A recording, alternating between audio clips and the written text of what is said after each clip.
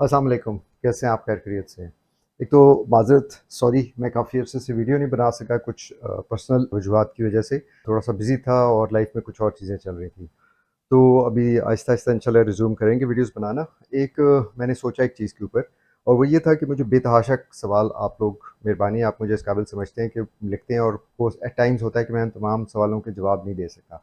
और more importantly कुछ सवाल ऐसे होते हैं जो बार-बार रिपीट होते हैं। तो मैं ये सोच रहा था कि इसके बजाय कि मैं उनके जवाब बार-बार दूँ, मैं जो फ्रीक्वेंटली आस्क्ड क्वेश्चन्स होते हैं, जो आप लोग पूछते हैं, उसके ऊपर छोटी-छोटी वीडियोज़ बना लूँ, एक एफएक्यू सेशन 1, 2, 3, 4 इस तरह करके। तो कुछ लोगों का भला हो जाएगा, सवाल-जवाब हो जाएँगे और नॉलेज शेयरिंग हो जाएगी। इस चीज़ को सोचते हुए मैंने कुछ सवाल नोट किए।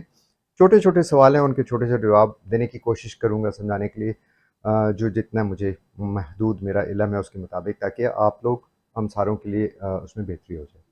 तो पहला तो एक भाई ने बल्कि बहुत सारों ने बार-बार लिखा है कि polymer versus metal frame pistols के बारे में इस पे एक डिटेल वीडियो पहले बना चुका हूँ, प्लीज़ सर्च कीजिएगा मेरे वीलॉग पे तो आपको मिल भी जाएगी। और एक भाई ने ये भी लिखा कि अगर 100 साल के लिए एक पॉलीमर वर्सेस मेटल पिस्टल को रख दिया जाए तो कौन-सा चलेगा?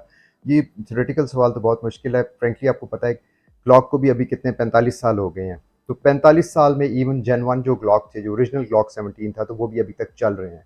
और पॉलीमर फ्रेम्स कंसिडर किए जाते हैं जो अच्छे अच्छे ब्रांड्स हैं, फॉर एग्जांपल एच के हो गया, फॉर एग्जांपल ग्लॉक हो गया, इन्होंने तो बहुत ही एक परफेक्शन अचीव कर लिया और अभी तक उनकी लाइफ बहुत ज़्यादा चल रही है।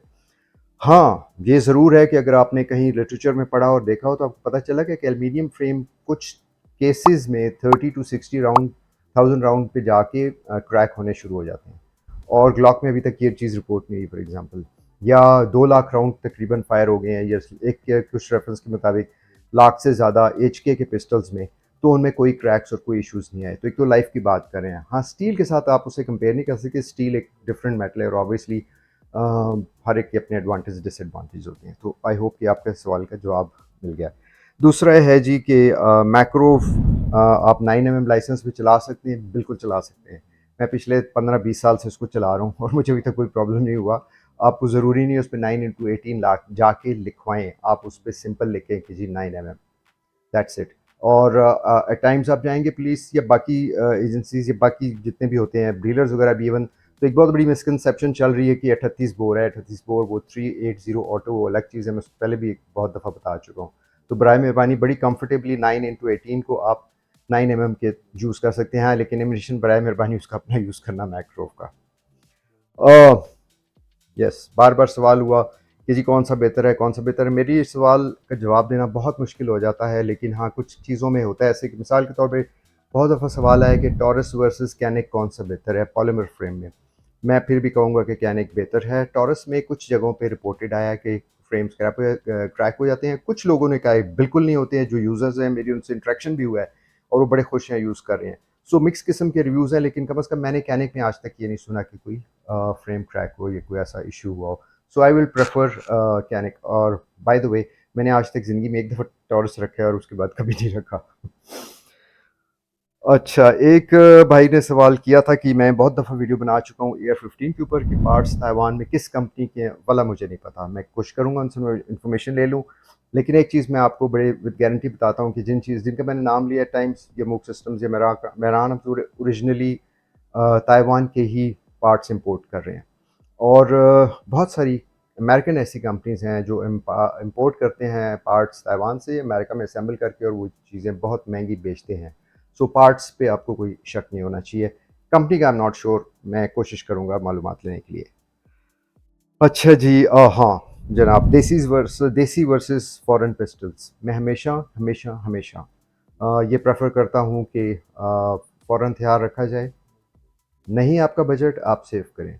आप चाइनीज़ से शुरू कर लें, बहुत सस्ते मिल रहे हैं आजकल, वो ले लें, लेकिन बराए मेहरबानी देसी की तरफ ना जाए। माज़रत के साथ मैं किसी को डिस्करेज नहीं कर रहा, मैं देसी की बुराई नहीं कर रहा, मेरा अपनी एक सोच है। मैं ये कहता हूँ हथियार यार और हथियार हमेशा जो है ना वो ख़ानदानी होना चाहिए। तो इस चीज़ को बराए मेहरबानी कंसिडर करें। मतलब मैं बेहतरी के लिए कह रहा हूँ और कुछ मेरा उसमें कोई ज़ाहिर बात है ज़ाती कोई मफ़ाद नहीं है। अच्छा, हाँ जी, बिल्कुल जी, कि मैगज़ीन्स को आप फुल रख सकते हैं या नहीं रख सकते या क्या? तो देखिए मेन चीज़ होती है स्प्रिंग। मैगज़ीन के अंदर। और इम्पोर्टेड पिस्टल्स में मैं तो बहुत अरसे से रख रहा हूँ कि जी उसमें मैगज़ीन भर के रख देते हैं और वो कम से कम साल 2 साल इस तरीके से चलते रहते हैं। बहुत ज़्यादा चलते हैं, आई मीन साल 2 साल। जो सवाल किया जाता है कि उसमें कोई ख़राबी तो नहीं होगी, नहीं बिल्कुल नहीं होगी, आप रखें बहुत ज़बरदस्त, कोई ऐसा इशू नहीं है।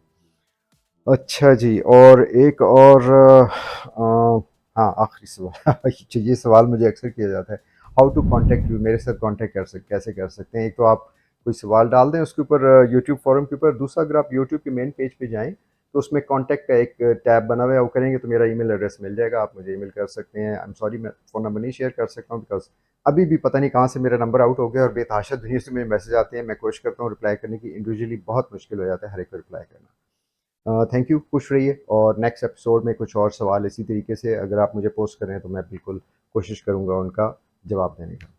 खुश रहिए, अल्लाह हाफ़िज़, और खुश ही रहिए।